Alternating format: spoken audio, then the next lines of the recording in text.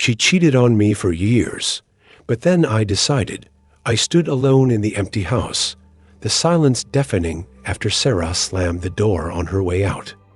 15 years of marriage, and I just discovered it had all been built on shifting sand.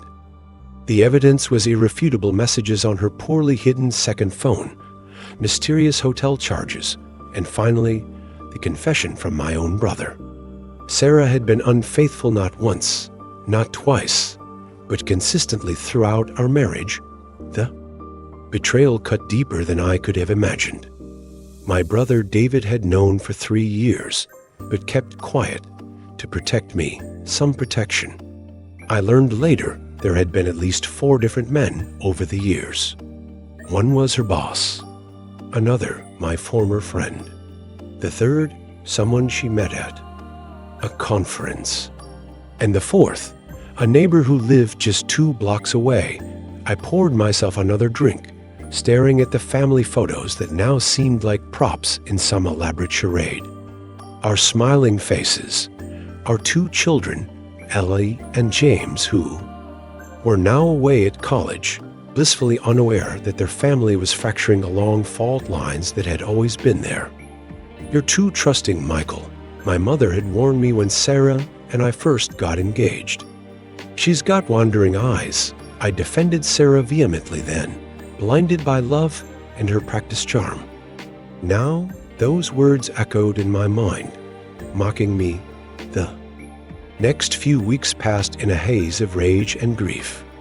Sarah moved in with her sister, claiming she needed space to figure things out. I filed for divorce immediately, my attorney promising me that her infidelity would be considered in the settlement.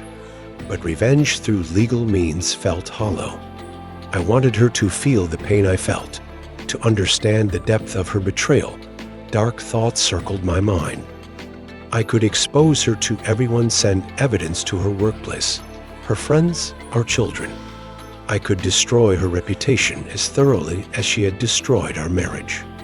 The anger that burned inside me demanded action, retribution. Then came the day when Ellie called, her voice trembling. "Dad, what's going on? Mom's crying all the time, and she said you won't talk to her." I nearly told her everything then, the words of betrayal burning on my tongue. But something stopped me. The realization that my revenge would hurt not just Sarah, but my children, who, despite everything, loved their mother. That night, lying awake in our bed, my bed now, I finally made my decision. 6 months later, I sat across from Sarah at a quiet coffee shop. She looked older, shadows under her eyes that makeup couldn't quite conceal. The divorce was finalized. The house had been sold, assets divided. The children knew a sanitized version of the truth, that their parents had grown apart, that there had been trust issues. "I didn't expect you to call," Sarah said, her fingers nervously twisting the cardboard sleeve on her cup. "I needed to see you," I replied. "To tell you that I've decided." Her eyes widened slightly. "Decided what?" "To forgive you." The words hung between us. Not at all what she had expected. Not what I had expected either, until recently. "You don't owe me that," she whispered, tears welling in her eyes.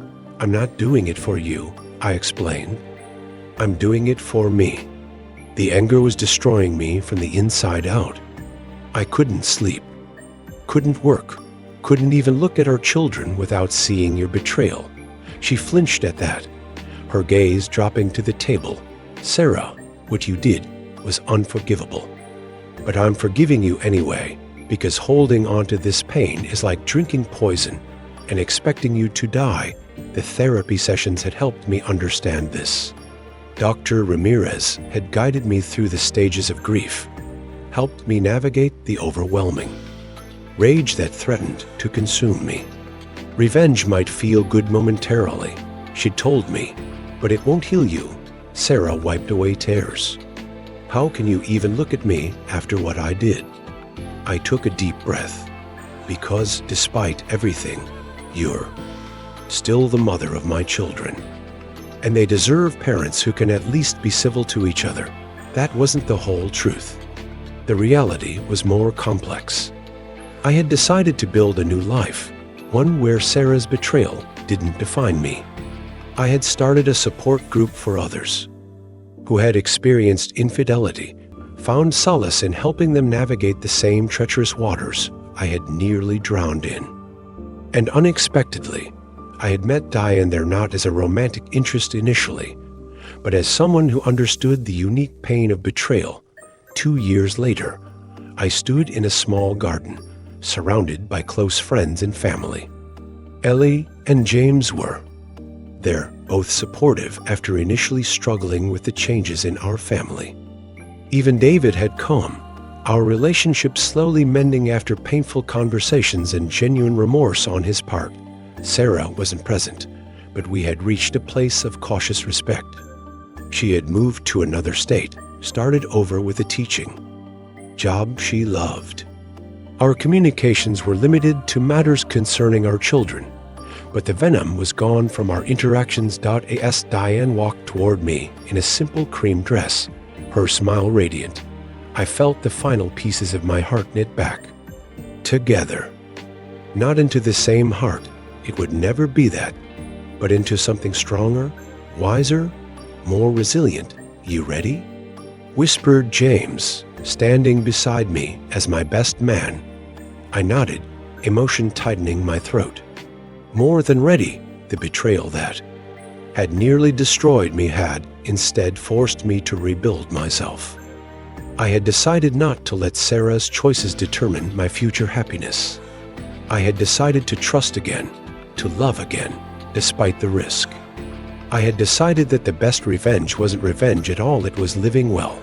And as I took Diane's hands in mine and spoke my vows for the second time in my life, this time with eyes wide open, I knew I had made the right decision. Some would say I had forgiven too easily, that Sarah deserved to suffer more for what she'd done. Perhaps there was truth in that, but my decision hadn't been about what Sarah deserved. It had been about what I deserved: peace, happiness, and the freedom to write a new chapter. She had cheated on me for years, but then I decided to save myself instead of destroying her. And in that decision, I found something I never expected to find again: hope, the end.